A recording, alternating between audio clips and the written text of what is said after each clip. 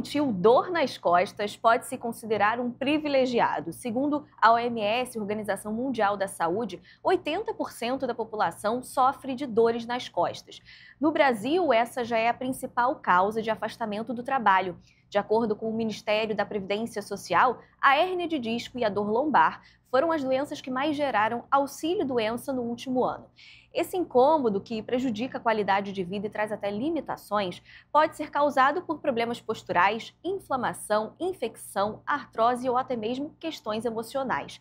Para falar sobre esse assunto, eu recebo aqui no Alerj Saúde o ortopedista especialista em coluna, Dr. Juan Aquino, também o neurocirurgião e membro titular da Sociedade Brasileira de Neurocirurgia, Orlando Maia, e a psicóloga Nádia Abramovitz, paciente que já foi submetida a 2 cirurgias da coluna. Muito obrigada pela presença de vocês no Alerj Saúde de hoje. Sejam todos muito bem-vindos. Doutor Juan, vou começar a nossa conversa então com você. Quais aí são as mais comuns dores, né? Quais as principais, na verdade, causas dessas dores nas costas que grande parte da população sofre? Perfeito, bom dia. É um prazer estar aqui com vocês. Cumprimentar o Dr. Orlando, também a Nádia, que é uma paciente muito querida. Os principais problemas em relação a dores nas colunas, elas são normalmente gerados por alterações degenerativas, que é o desgaste. A famosa hérnia de disco, ou então o bico de papagaio, e o desgaste no disco, que é o amortecedor da vértebra, né, que fica entre as vértebras na coluna, principalmente na lombar, e depois na coluna cervical, no pescoço. Isso acaba gerando uma dor local e também podendo gerar uma dor irradiada, que vai para os braços ou então para as pernas. E quando a gente fala assim de dor na coluna e dor muscular, né? Qual é a diferença aí? Quando que a pessoa tem aí que procurar ajuda médica, né, para fazer um tipo de tratamento? Como que é essa diferenciação? Então, essa é uma excelente pergunta. Dor na coluna e dor de coluna é uma coisa que, por uma palavra, ela pode ser muito diferenciada. Por exemplo, tem gente que tem dor na coluna, mas não necessariamente uma dor de coluna. Uma dor não, na estrutura da coluna. Pode ser uma dor abdominal, que está indo para a coluna, pode ser uma dor na vesícula, que está indo para a coluna, e pode ser uma dor muscular, que é de coluna na coluna, entendeu? Tem até o exemplo de dor de rim, né, que irradia às vezes para a perna, para as costas, então tem essa questão também que deve até confundir muito nas emergências, né, os médicos devem passar por isso, às vezes chega numa emergência falando que está com dor nas costas, mas na verdade é um outro órgão, né? Perfeito, é exatamente dessa forma. Agora, essa questão das características de curvaturas anormais, né? Quais são os tipos de problemas de coluna que a gente encontra? O mais comum é a escoliose, é a deformidade mais comum que existe no mundo, que seria o quê? É aquela deformidade lateral que a pessoa fica meio torta. Um ombro fica maior que o outro, o quadril fica maior que o outro, e a pessoa, normalmente, quando vai para a praia, alguém percebe, ou então em casa, quando está se trocando. Em relação à parte da curvatura lateral, mas a curvatura para frente, que a gente olha de perfil para o paciente, é a famosa lordose e a cifose, que nada mais são do que curvaturas fisiológicas que, quando ultrapassam o seu limite da angulação, se tornam patológicas, uma hiperlordose ou uma hipercifose. A cifose é aquela curva que fica mais na coluna cervical, um C para frente, e a lordose é a curvatura da lombar, a curvatura do bumbum, que deixa o bumbum mais para cima das mulheres, principalmente. Agora, no caso da escoliose, né, tem até umas radiografias que a gente vê aquela, né, a gente até se assusta, né, aquelas curvaturas, como o senhor falou. Isso é desde criança, em adulto se identifica? Como que é esse processo, essa evolução da escoliose, né, ao longo da vida da pessoa? Isso é uma dúvida muito comum também. A escoliose mais comum que existe é a escoliose idiopática do adolescente. Como o nome sugere, ela começa na adolescência, a partir dos 10 anos até os 18 anos, e ela tem esse nome estranho que chama idiopática, que é o termo técnico na medicina que significa não ter uma causa reconhecida por enquanto, entendeu? E existem também os outros tipos de escoliose que são mais raros, que é a escoliose congênita, por exemplo, que é quando o bebê ele nasce com alguma deformidade na coluna, e que é observada logo no início, que normalmente tem um tratamento, na maioria das vezes, cirúrgico.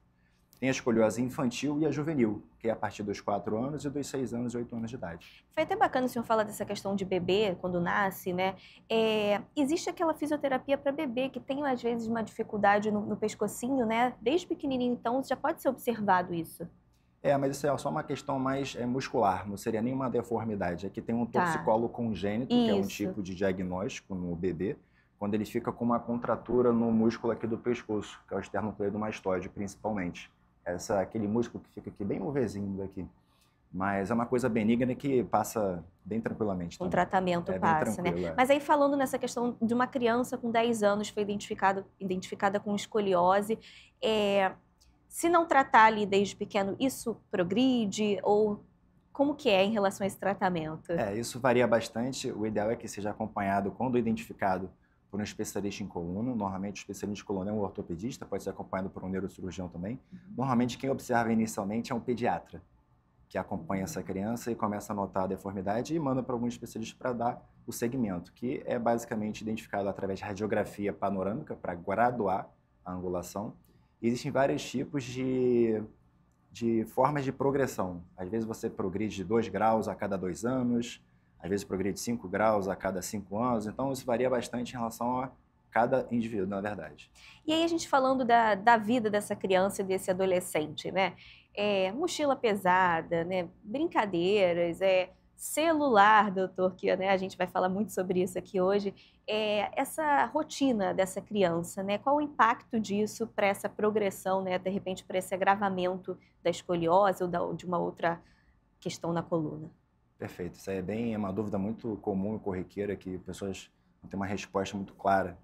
E é o seguinte, basicamente em relação à vida no dia a dia da criança, ela não tem uma repercussão importante. Antigamente, as pessoas indicavam algumas restrições de atividade física, indicavam muita natação para tentar corrigir alguma coisa, mas hoje em dia a gente libera para fazer qualquer tipo de exercício físico, não tem nenhuma contraindicação importante, e aí os pacientes não têm esse estigma tão grande assim de ficar uma coisa mais segregada.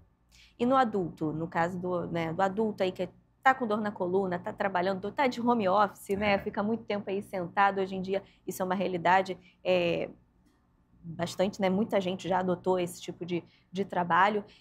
Quais os cuidados também que precisa estar atento? Porque é a principal reclamação, como a gente falou, dor nas costas, né? O principal cuidado é ter um hábito de vida saudável de alimentação, de exercício físico e baseado em fortalecimento muscular em academia, com algum trabalho cardiovascular, que é o aeróbio, que é a corrida, ciclismo, natação, para deixar a coluna tonificada, a parte da frente, a parte de trás e a parte dos lados também. Também, Juan, obrigado aí pelo convite. Então, assim, Juan, é importante você, no que você está falando aí na parte de prevenção e atividade física, até para o envelhecimento, né? A gente falou das crianças, né? Existe uma escoliose degenerativa, né, do idoso, que o fortalecimento ele é fundamental, né? Se você não tiver esse trabalho, como você falou aí, de academia, fortalecimento muscular, né? Que a Organização Mundial de Saúde ela não fala só academia em si, ela fala qualquer movimento de resistência, né, muscular, que é o que ele quis falar aí, para poder ter o fortalecimento muscular, já que a gente vai perdendo músculo com o passar da idade e esse desenvolvimento dessa escoliose que pode dar também no idoso, né, por degeneração. A gente está falando aqui de musculação, precisa fortalecimento, melhor dizendo, né? Preciso ter isso para ter essa longevidade, né? Uma velhice com qualidade de vida, com autonomia, poder fazer os movimentos, é isso, né? Eles chamam de exercício de resistência, né? Porque não é só a musculação. Tá. Tem os crossfit da vida, existem outros exercícios de resistência, né? Que pode gerar o aumento da massa muscular, já que a idade determina um declínio da quantidade de músculo que a gente vai ter, principalmente após os 40, 45 anos, a gente vai perdendo progressivamente. Doutor Orlando, vou aproveitar essa sua fala falando de CrossFit. A gente está falando aí da importância de atividade física, né? Mas eu queria que a gente falasse um pouquinho desse tipo de atividade física, né? O impacto, por exemplo, o CrossFit a gente sabe que é um exercício com muito impacto, né? Com um esforço um pouco maior, né, do que o habitual, vamos dizer assim. Tem gente que se adapta, tem gente que ama, tem gente que não gosta. O que vocês, né, doutores, têm a falar sobre esse tipo de exercício? Qual o cuidado que tem que se ter? Qual a atenção que tem que se ter em relação a esses exercícios com impacto, com muito peso, com muito esforço? Como o Juan falou, existe uma tendência nossa, médica, de não mais proibir ou contraindicar, melhor falando, qualquer tipo de exercício. É claro que os exercícios com maior impacto para quem principalmente tem hérnia de disco, que é uma das doenças possíveis da coluna, eles têm que ser acompanhados através de medidas de um profissional de academia, né, de atividade física, de educação física, ou fisioterapeuta, para que ele possa montar um planejamento, né? Porque os exercícios de impacto podem gerar, né, piora das dores relacionadas à hérnia de disco. Mesmo a gente sabendo que, diferente do que no passado se acreditava, que os exercícios de baixo impacto, né, a longo prazo, eles não são deletérios ao disco. O disco vive dessa trepidação, né, e ali sim é onde ocorre a vida do disco, né, que é a nutrição do disco pela circulação, ela depende desse exercício contínuo de baixo impacto. Então, assim, o importante é de estar sempre orientado e acompanhado por um profissional de educação física para que você monte um programa particularizado, porque cada um tem a sua memória muscular, cada um tem a sua capacidade física e os grandes objetivos são a longo prazo e não a curto prazo. No caso, é ressaltar a questão de uma prática com orientação para prevenir lesões, né? Isso, como o Juan falou, você tem que ter um mix de exercícios, né? Que eles devem trabalhar a parte cardiovascular, que ela é importante, né? Para a vida de uma forma geral, né? Como a gente falou em OMS, tá dentro das recomendações, das 10 recomendações da OMS, para você viver mais, né? Da longevidade, né? Então, a prática cardiovascular, pelo menos 30 minutos, 3 vezes na semana, né? E os exercícios de ganho muscular, de massa muscular, que são os exercícios de resistência, né? Que vão gerar essa melhora da massa muscular e prevenção, obviamente, de se machucar, né? Porque se você não está preparado e entra numa academia, seja para uma musculação, ou você entra num CrossFit, se você começar, eu digo para os pacientes, assim, nunca saia do zero por tudo, né? Você tem É. que ir progredindo e passo a passo. Doutor Juan, a importância também de um alongamento, de um bom alongamento, né? Sim, perfeito. Normalmente na lombar a gente recomenda um alongamento de membro inferior. Normalmente quando o pessoal vai malhar, reserva esse espaço para o final da série, né? Normalmente fica mais para o final. E focando principalmente na parte de trás da coxa. A musculatura posterior, que são os músculos isquiotibiais, principalmente. Mas o ideal é fazer realmente no final ou fazer antes também do exercício? Normalmente, como o pessoal deixa para o final, acaba não fazendo porque está na pressa. Então, normalmente eu falo para os meus pacientes tentarem fazer já, começar no início. Agora, doutores, essa questão de dor na coluna, dor nas costas, existe uma prevalência entre homem e mulher? A mulher é mais atingida? Existe alguma referência em relação a isso? Na verdade, depende muito do estilo de vida Tá. de cada pessoa, né? Se você é uma mulher que você tem uma atividade física regular, a sua chance de você ter alguma doença da coluna ela é de menor intensidade, né? É claro que existem histórias familiares, né, de pessoas que têm uma predisposição à doença degenerativa, a outras doenças que podem afetar a coluna, né, como artrite reumatoide, algumas outras doenças inflamatórias, né, que podem aumentar a predisposição à doença da coluna, mas sem já que a mulher segue aí o caminho hoje de mercado de trabalho semelhante ao homem, sem uma prevalência maior entre homens e mulheres. E onde entra aí dores, vamos dizer assim, emocionais, né? De que forma a questão emocional também impacta nessas dores? Doutor Juan? Pode falar. Então, hoje em dia, a gente fala que dor é um desequilíbrio biopsíquico, social e espiritual. São 4 fatores importantes nisso tudo. E em relação ao emocional, como é que ele atua? Basicamente, uma forma muito resumida e simplista, Sim. é como se fosse o seu limiar de tolerância à dor. Às vezes você está com uma carga emocional mais exagerada e o seu limiar de tolerância à dor está reduzido. Então acaba que você fica mais sensível a estímulos que antes você não percebia ou não sentia. Importantíssimo isso que o Juan falou, porque assim, como ele incluiu aí, inclusive a parte emocional e a parte espiritual na situação. Quando você volta lá para as recomendações da OMS, a gente fala que você ter alguma coisa entre o céu e a terra, né, que a gente pode chamar de espiritualidade, né, isso faz com que você tenha um processo de fortalecimento mental, né, e também ligado a essa situação de dor crônica, o seu limiar de dor ele passa a ser menor quando você tem uma situação emocional envolvida. Então, quando a gente trata de dor, e aí é importantíssimo a gente falar da diferença entre a dor aguda e a dor crônica. Dor aguda é aquilo que você passa no seu organismo e que demora um curto período de tempo. Quando você machuca alguma coisa no seu organismo, e isso pode ser machucado quando você torce um tornozelo, quando você tem um problema no joelho, ou até quando você também tem um problema na coluna, isso demora pouco tempo e o tratamento ele é levado a um tipo de medicamento e um tipo de tratamento de curto prazo. Quando você tem uma dor que ultrapassa um certo limite de tempo, que normalmente a gente fala que é superior a 3 meses, essa dor passa a ser uma dor crônica.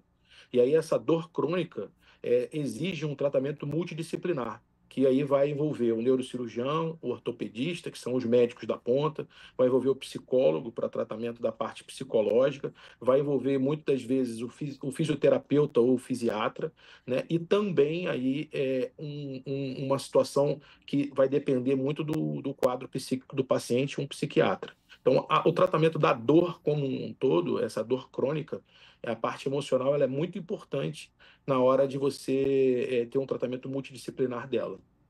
Agora, chega um momento que eu acho que é o que todos não querem escutar, querem evitar, mas a gente vai falar, vocês vão poder explicar melhor sobre isso, que é a questão de uma recomendação cirúrgica para tratar essa dor nas costas. É o caso da Nádia, que vai contar isso aqui para a gente também. Antes, Nádia, de você dar o seu depoimento, eu queria escutar de vocês, doutores, para chegar nesse ponto, né, para chegar nessa recomendação, qual aí é o quadro desse paciente, em que limite aí, vamos dizer, ele chegou para ter essa recomendação cirúrgica? Vou começar com o Dr. Juan. Então, normalmente as indicações de cirurgia, elas são reservadas para, em média, de 5 a 10% dos casos. Tá. Então, na maioria das vezes, o tratamento conservador, que é o tratamento não cirúrgico, ele normalmente resolve os problemas de dores na coluna. E ele é dividido basicamente em um tratamento medicamentoso, com vários tipos de remédios farmacológicos, e associados aos tratamentos das terapias, né? A fisioterapia, a osteopatia, a quiropraxia, a acupuntura, a psicoterapia, a hidroginástica, e o exercício de fortalecimento, de resistência, sim, e também o aliado ao exercício aeróbico, ao exercício de cardiovascular. Na maior grande das partes, isso já 90% ajuda, das vezes, 95% já trata e o paciente fica controlado e previne que isso se estenda. E aí chegou, doutor Orlando, na questão, realmente precisa fazer uma cirurgia, né? De que quadro a gente está falando para ter essa necessidade? Então, reforçando o que o Juan falou, eu digo que é quase um mantra de consultório repetir isso todas as vezes. Né? De cada 10 pacientes que chegam ao consultório com algum problema de coluna, eu digo que 70% não vai precisar de nenhum tipo de tratamento invasivo porque a gente pode falar de tratamentos invasivos cirúrgicos ou até tratamentos não invasivos. E que vai chegar no final nesse número de 10% dos pacientes que terão necessidade de realizar algum procedimento cirúrgico. Então, eu digo que é uma escadinha. A gente vai subindo degrau por degrau. O primeiro degrau, o Juan já explicou qual é ele aí, né? Tratamento medicamentoso e associação de técnicas. O segundo tratamento que a gente leva em consideração seriam os tratamentos de infiltração, né? A gente chama de bloqueio anestésico, né? Ou um bloqueio anestésico associado de drogas. Esses bloqueios, eles permitem que o paciente saia de uma maneira da dor aguda mais rápido e isso aí permite com que ele possa avançar nesses tratamentos que, voltando ao que o Juan falou de medicamentos orais e tratamentos de terapias. Depois a gente sobe para um segundo patamar, para alguns casos mais indicados, para os tratamentos ablativos, né? Eu vou traduzir o que é ablativo, é um tratamento que você abre mão de algum tipo de inervação responsável só pela dor, né? Então isso se chama radiofrequência, onde você pode, entre aspas, de alguma forma, cancelar definitivamente aquele nervo que causa dor, né? Isso ocorre muito nos processos degenerativos de coluna. E aí a gente vai subindo as terapias para aqueles casos selecionados. Hoje existe os tratamentos das hérnias de disco, que a gente tem feito muito esse tratamento através de videocirurgia, né? Um tratamento minimamente invasivo para casos selecionados, onde você, através de um vídeo, você entra e consegue retirar as hérnias de disco, retornando o paciente às suas atividades de uma maneira mais rápida, né? E aí vai evoluindo para os tratamentos cirúrgicos que a gente chama de cirurgias abertas de coluna, né? Onde necessariamente depende do que vem junto, se é um processo degenerativo, se você tem fragilidade ligamentar, escorregamento de vértebras, entraria a fixação com parafuso, que são chamadas artrodeses, e assim, evolutivamente, de acordo com o tratamento, você vai aumentando ou não. As artrodeses também são usadas para o tratamento das escolioses, né, que eu acho que o Juan pode falar melhor, né, no tratamento das escolioses. Quer complementar, doutor Juan? Então, o tratamento cirúrgico da escoliose, ele tem como objetivo corrigir a curvatura e fixar desse jeito para evitar progressão, de uma forma bem resumida. Aí é com bastante parafuso para a gente conseguir atingir esse objetivo. Nesse caso, né? um pouquinho mais invasivo, né? Bom, a gente vai escutar a história da Nádia, então, que vai contar o que aconteceu com ela, mas ela vai contar no segundo bloco, porque a gente tem que fazer um intervalo bem rapidinho. Você que está acompanhando a gente, não sai daí não, a gente volta já já.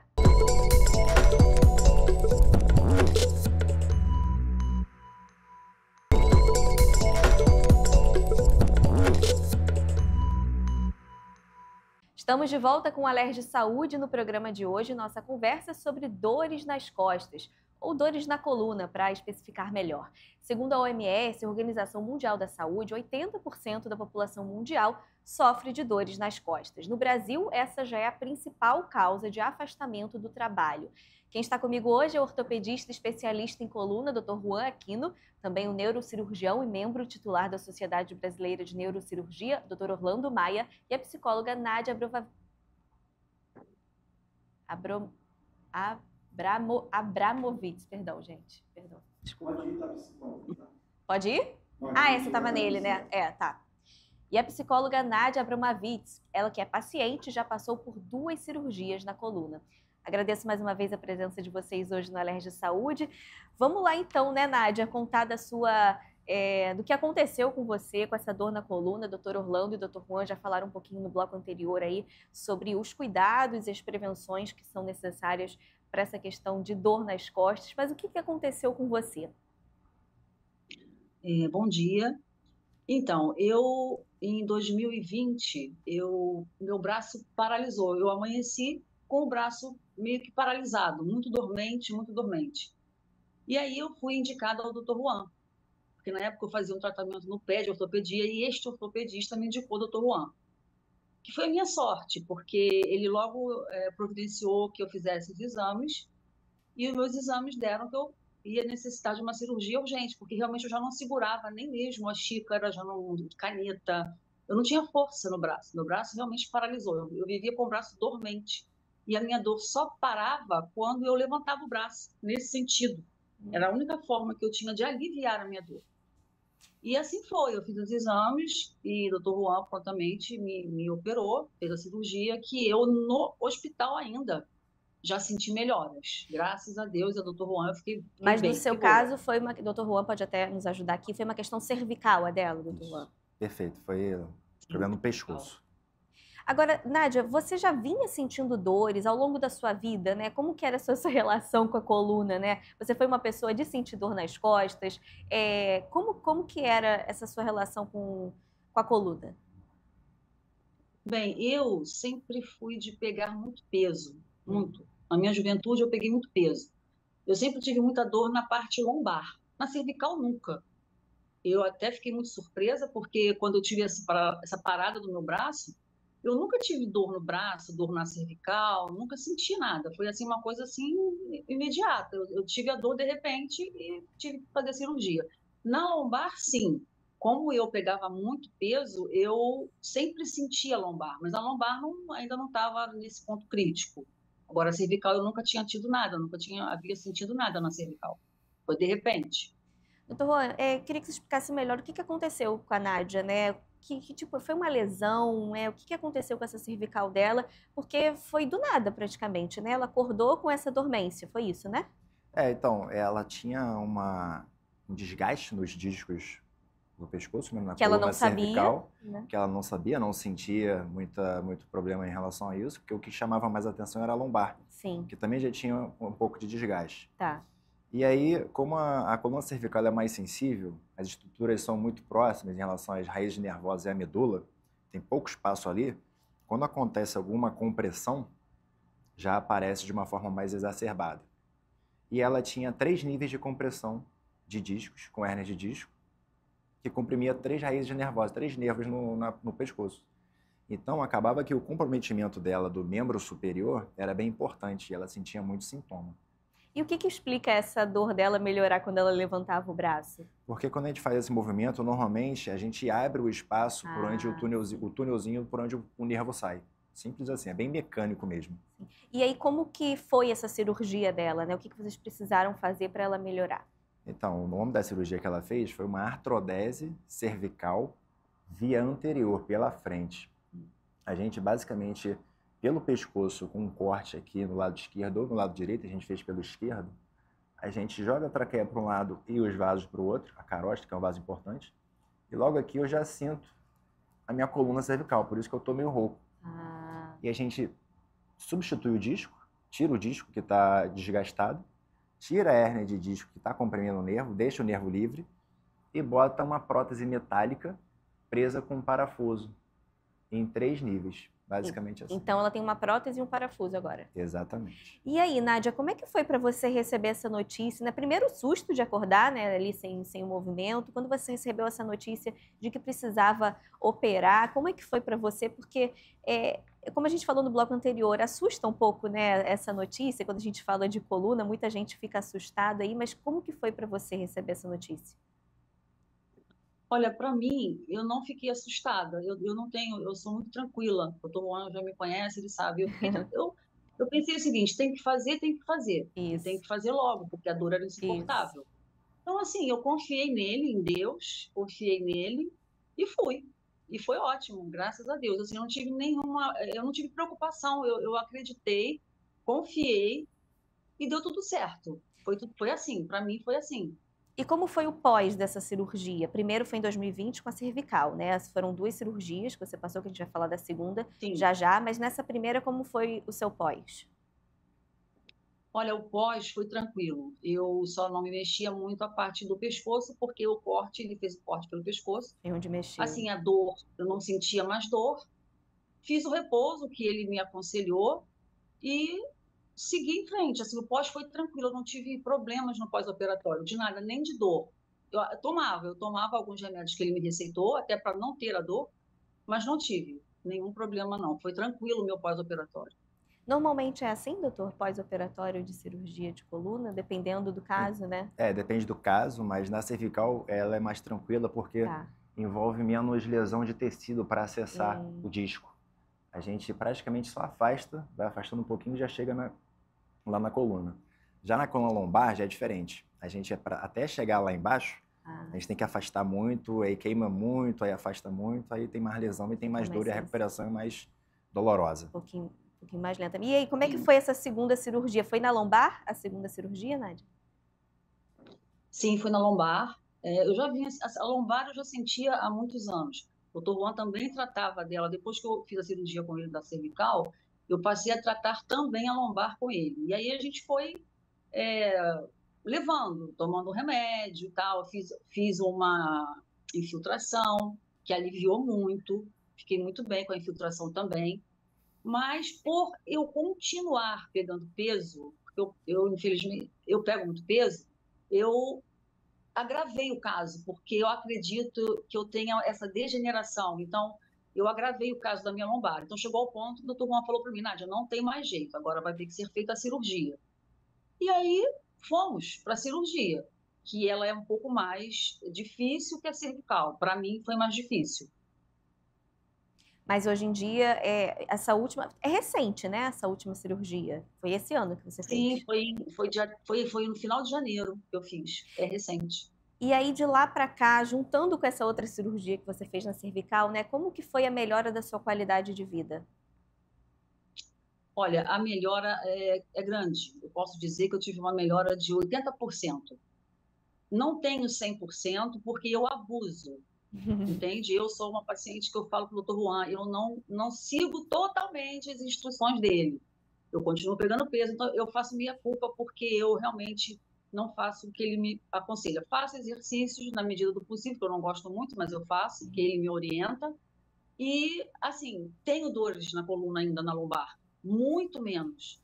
Muito menos. Mas talvez se eu não pegasse tanto peso quanto eu pego, talvez eu nem teria mais. Então, eu acredito que, para mim, foi excelente. Para mim, a cirurgia foi ótimo.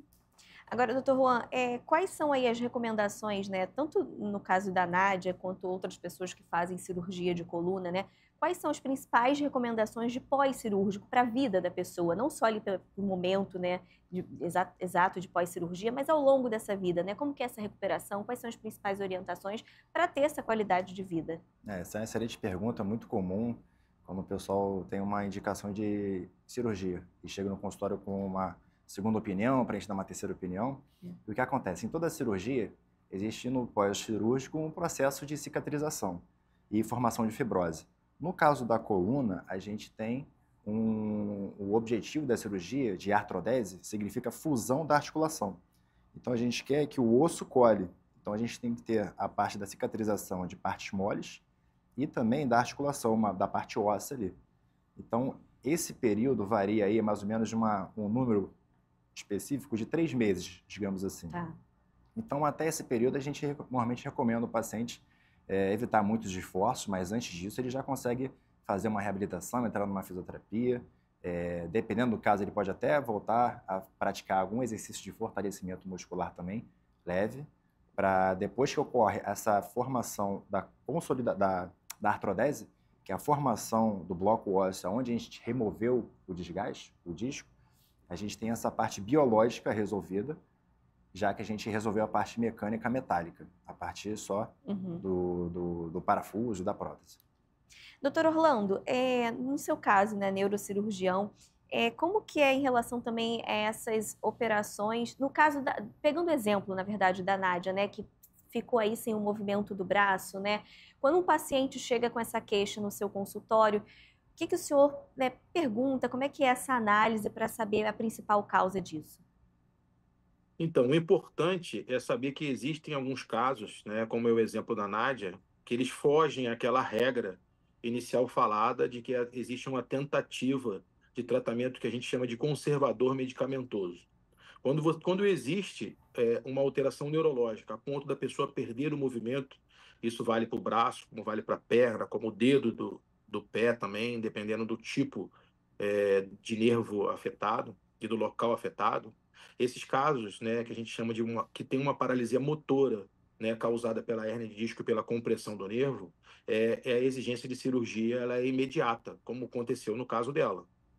Né? Então, assim, normalmente é realizado os exames de imagem, né? Não, a melhor imagem para ver disco é a ressonância magnética, né? E para quando a gente tem alguma suspeita óssea, principalmente na cervical, que possa ter aquele famoso bico de papagaio, né? Que é o osteófito, a gente complementa com tomografia.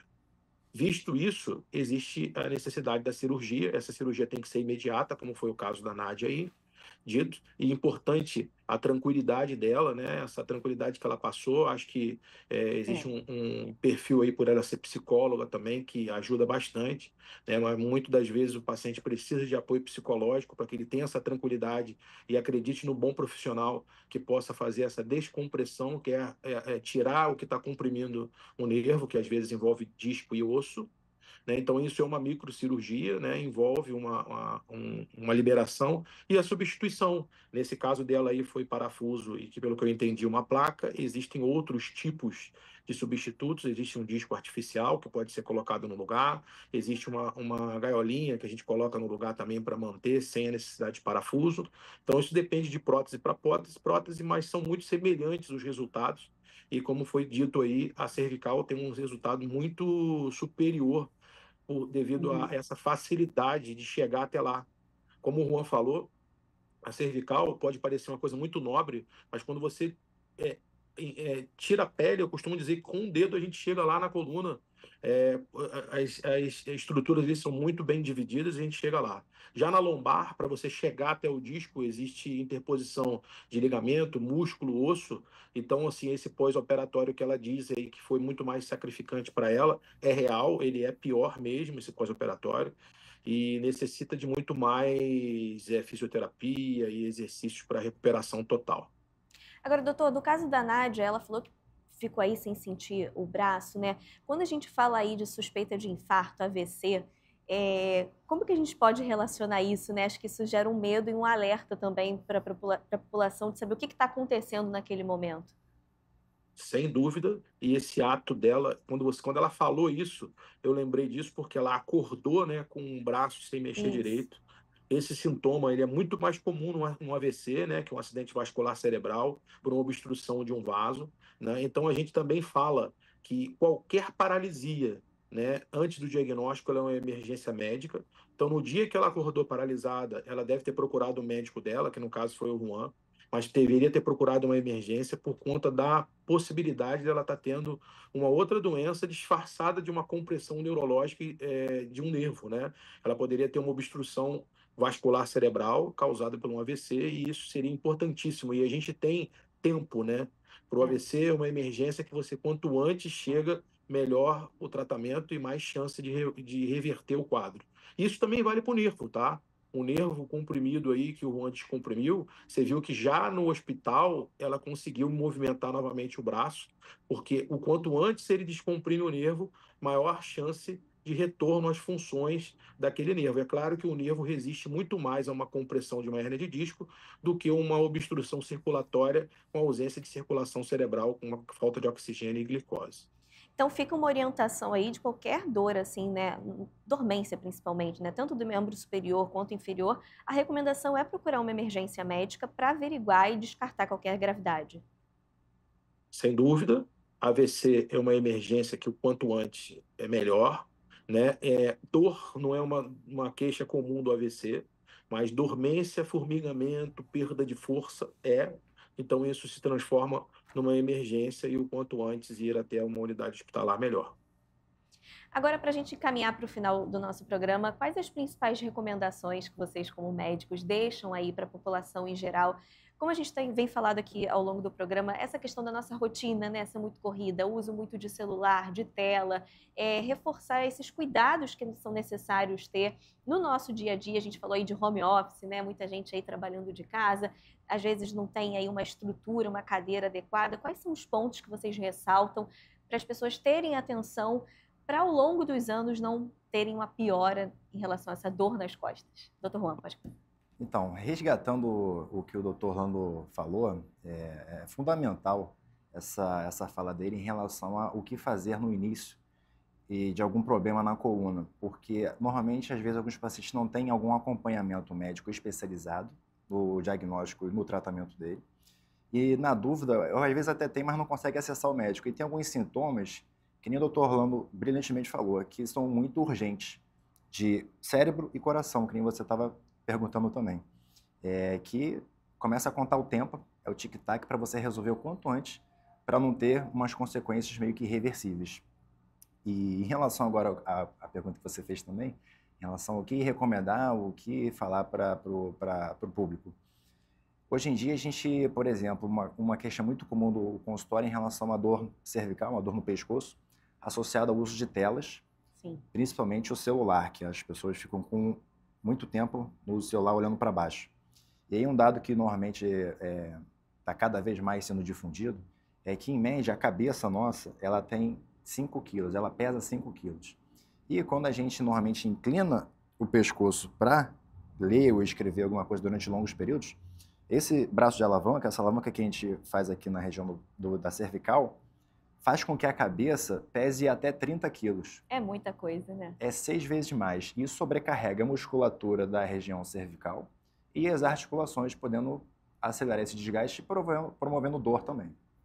E aí entra aquela primeira pergunta lá que eu fiz, dessa questão de dor na coluna e dor muscular, né? Tudo acaba se misturando aí.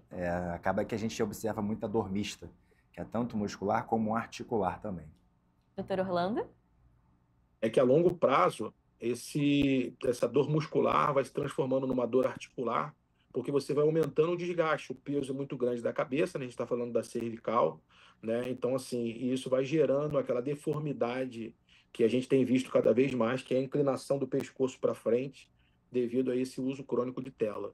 Mas volta muito a essa sua pergunta, aquela nossa pergunta inicial, né? Que seriam as orientações da Organização Mundial de Saúde para a longevidade. né? Então, aí tem a prática de exercício regular, a boa alimentação, o controle da pressão arterial, o controle das taxas, alguma religiosidade, meditação. Então, se você vai vendo que, assim, nada foge do que vovó e mamãe falavam, né? Menino, se alimenta bem, pratica exercício, cuidado com a sua alimentação, não coma ultraprocessado, né? Uma série de situações aí que a gente sempre ouviu, só que eu pego sempre emprestado uma fala de um colega nutricionista. Ele diz o seguinte, que como criança a gente tem vontade, adulto não tem vontade, ele tem obrigação. Então, nossas obrigações, hoje de manhã eu estava lá na academia, 6 horas da manhã, né? Então, assim, nossa obrigação é a prática de exercício regular. E isso ajuda muito a esse posicionamento de tela e de cabeça, porque você, com os exercícios de fortalecimento da musculatura e alongamento, você faz com que a sua cabeça fique mais ereta, que o seu corpo volte a uma atividade física, e isso dá disposição, dá uma série de alterações fisiológicas melhores para o organismo. Então, nós adultos temos obrigações de se alimentar melhor e a obrigação de atividade física regular. Fazer o que tem que ser feito, né, doutor Orlando? Mas só para acrescentando uma pergunta, já que o senhor falou da questão da alimentação, de nutrição, de nutricionista, o impacto do sobrepeso também. A gente acabou não pontuando isso. De que forma o sobrepeso, né, nas pessoas impacta, acelera esse desgaste? Como que funciona? Não só o sobrepeso. Hoje a gente considera o nosso intestino o nosso segundo cérebro, né? Verdade. A nutrição passa a ser uma situação muito importante, porque existe um processo inflamatório crônico causado pelo excesso de peso, né? Causado por uma síndrome metabólica, que a gente chama assim, uma alteração completa do metabolismo, devido ao tipo de alimentação que a gente leva desregrada. Aí eu falei dos ultraprocessados, da farinha de uma forma geral, né? Que é o carboidrato. Então, isso tudo leva a um processo inflamatório do seu organismo como um todo, e ele vai afetar todo o seu organismo, assim como as articulações também. Além da parte física, né, fisiológica, assim falando, né? Quando você tem um excesso de peso, você muda na coluna o seu eixo da coluna, né? Você passa a pisar com a perna um pouco mais aberta, você vai mudando a característica física da sua coluna e isso vai sobrecarregando as suas articulações. Então, essa associação da falta de exercício, sobrepeso com excesso de peso, tudo isso, que isso é uma recomendação muito comum quando a pessoa chega com uma hernia de disco ou com uma protusão discal no consultório, dela ter obrigação de perder peso, né? Isso ajuda bastante, né, ao retorno da função fisiológica da coluna. Tá ótimo. Doutor Orlando, muito obrigada pela sua participação. Doutor Juan, muito obrigada por estar aqui comigo no estúdio. Nádia, muito obrigada também pela sua participação. Que bom que ficou tudo bem, né? E agora aproveitar a vida com cuidado, atenção, mas bem melhor, né? Bem melhor do que antes, né, Nádia? Com certeza, com certeza. Muito obrigada. Um grande beijo para vocês que estão aí no Zoom. Doutor Juan, muito obrigada. E muito obrigada a você que acompanhou o nosso programa de hoje. Continue ligado na programação da TV Alerj pelo nosso site e também nas nossas redes sociais. Até a próxima. TV Alerj, o canal do povo.